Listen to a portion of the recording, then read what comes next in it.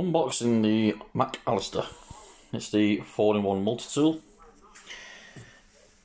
I have already opened the box, but this is what you get. If I open it up, these are parts. Let me just pull this back out. Main motor. This actual chainsaw side of it all. You press this button here right over to the edge. You can actually move the head up and down. I can't do it at the moment because I'm doing this one-handed. But let's take the cover off. That's actual teeth. Just put that cover back on. In here you have, this is the extension pole. This here is the backstrap harness. And this one at the back here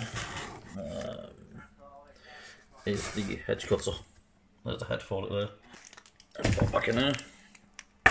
Now I've already took a piece out, and we'll come back to that in a minute. I'll show you where and what we're going to do with it. Right, this is the head for the strimmer. That's a pole for it there. And in you get an accessory bag with it as well, which you get the fuel container, mixer. This unit here though, you get the head for the strimmer.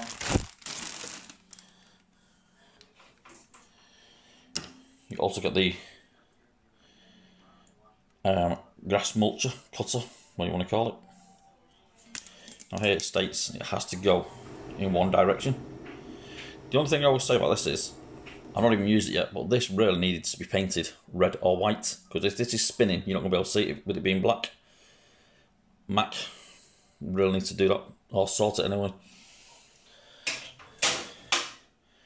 This is the cover that goes over it, preferably that way. But one thing I have noticed straight away is, let's see if I can zoom you in. Now if you can see that, sorry about my thumb being in the way. Let's see if we can get this at a different angle. I'm using my phone, well it should be using something else. Here, the screw, here, this one. And you get 2 Allen keys in the packet, but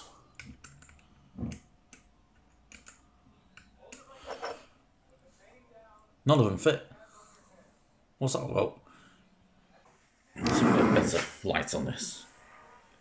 So, this bit here, the actual fingers in the way, anything. The actual Allen key just doesn't fit. Now,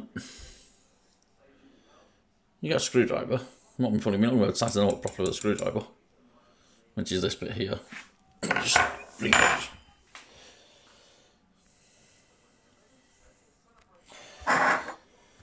So you get a small piece with a screwdriver attachment, and then you get 2 other nut sizes with a posi head, Phillips, what you want to call it. Now these are going to be for this.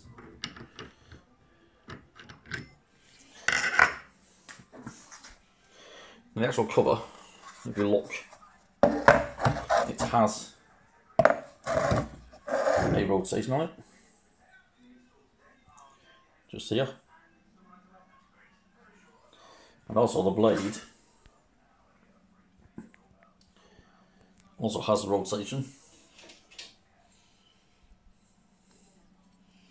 So once this cover's on, I presume you have to put that rotation on the same. The instructions don't really say, but I presume that's the way. I'll just have to spin it and then let it slow down and see which way it goes. So let's get this cover on and I'll show you.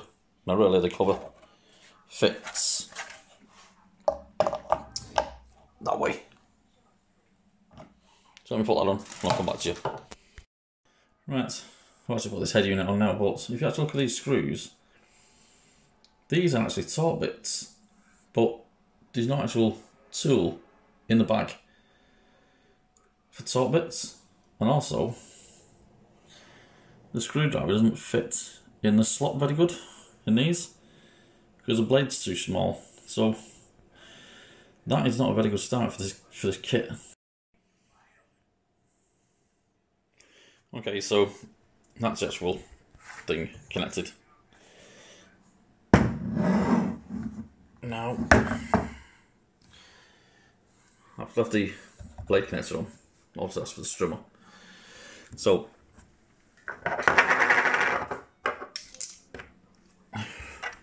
this is all windows. So you've got the actual shaft sprocket, which is there, like cog gear, for example. So this one, so that fits over the edge, locking in place. You have your washer with two little nodules, bubbles, whatever you want to call it, on there, which then will sit as such. But if you have to spin it, it will lock into place, because on here you'll see it's got two locators for these. Right. So this is the actual size of the blade, and that's the actual rotation. So it can't go that way because it'll be rotating the wrong way according to the back of this. So it has to go upside down onto the unit. Once again, another concern. Where's the locking bit that's supposed to keep it into place? Because this will have to be extremely tight. Let's see if we can turn this a bit more.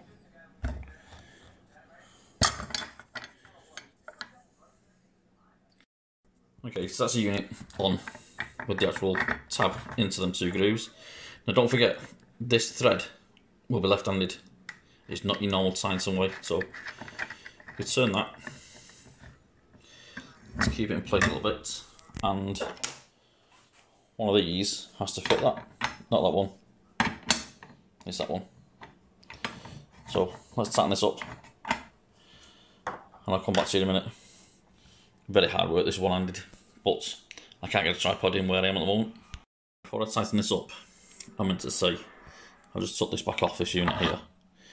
In here you have grooves, here, here, you can't see it. So there's two of them, and holes in the casing. So make sure when you put this on, make sure that they're there, because you're going to need one of the Allen keys to go through the casing and into this notch here. So the reason why is, when you put the cutting blade back on, let me zoom out a little bit here. When you put this cutting blade back on, this one, you'll need that to keep everything tight. Let me see if we can find a little tripod or something. Right, I got a tripod, hopefully. Let me spin it a little bit more, you can go see this properly. So, I'm here now. I've actually got the Allen key. This was saying, make sure this matches that, so it has to go in upside down. And it fits perfectly onto its gear there. Like for the two notches. Go in.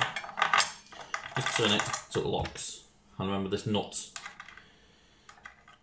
is left-handed, so realistically you're undoing this to tighten it. So keep it steady. And the little Allen key that's in here that I showed you before, there now to tighten this up.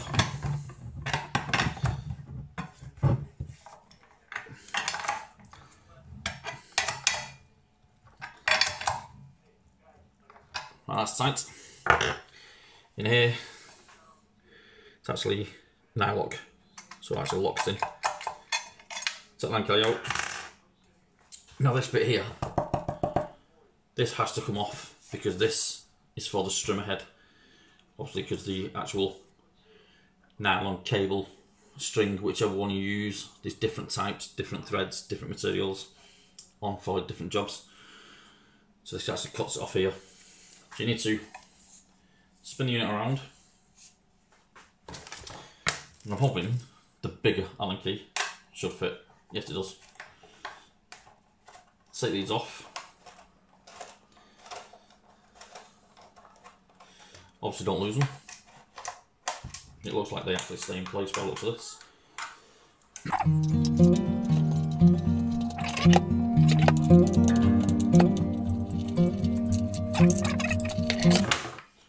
That's the guard off. Now, if I get these together, I'm hoping you can see with a light. Here, it says the rotation has to go that way, the blade rotation that way. So it is turning the correct way. Like I say, this blade here needs to be a different colour. If that's rotating at 1000 revs or whatever, this thing rotates that, you're not going to be able to see that properly. I would prefer this to be like a red or a yellow. So, we'll do a review on other parts in a bit. Right, next unit is, this is a chainsaw function, as I was showing before. So Oregon double guard 921, it actually tells you here which way it actually rotates. On this, it has its own bottle. And I was saying before, if I just turn this unit around, if you push this lever fully up, it will let you put it at different angles. Straight, 90 degrees, roughly 45. I don't know how many angles you can get it, but I think, truthfully, it'll be fine. So, it states that you have to put oil in this. Now I have noticed there's something you don't actually get in here. It's an actual grease nipple. So they're going to need greasing because obviously it's a moving component. So that's going to be either if you're a technician or car mechanic, whatever. Or you might have to take it to a garage or buy yourself a miniature grease gun to grease these every now and then. That's possibly why a lot of people are saying these fail, because they don't actually grease the components. It actually states there, don't put your fingers in there, or don't put them in there, obviously when it's running. So, that's the actual chainsaw side of it. Let's get the other bit. Okay, so here's the actual head trimmer side of it. So, looks like it's the exact same principle. Yeah. You actually push this lever down to alter where it wants to go, and then lock into place with this one here, by the looks of it. Yeah, exactly the same way. So, you could have this virtually straight or at an angle. And it looks like you have to pinch these together. I've like got a range. Yeah, pinch these together to get them perfectly straight. Pinch them together again to alter. So this one is a pinch. I'd pull that back in. Hopefully you're not out of range. They're the blades. Looks pretty decent. What? 10-11mm branch cutting, possibly. Right, this bit here is the extension pole. As you can see, it's actually a drive, square peg drive. Let me show you this end of it. So in here, I'm hoping you can see this in here, the actual, this will slot onto the motor. to extend for your clippers. There's a pin here you have to pull out and then it'll locate in, turn it, and this blue handle is literally to tighten them. So let me see if I can demonstrate that on the hedge clippers. This is still new, so let me just remove this back. So in here you'll have the hole, and this is for the pin. So you would literally push these together, out. That's locked in with the pin, and then you tighten it. That's not going anywhere. That is now a pretty long handle. And obviously you've got that again on the actual motor head. I'm not going to take that out because I'm in the house at the moment. I may do a review on the motor head, but at the end of the day it's just a Petrol strimmer, really. Right, that's a quick look over. So next time down the plot, I'll actually do another review of how it actually works. So there's a little bit of a pop together what's in the box of the multi-tool 41.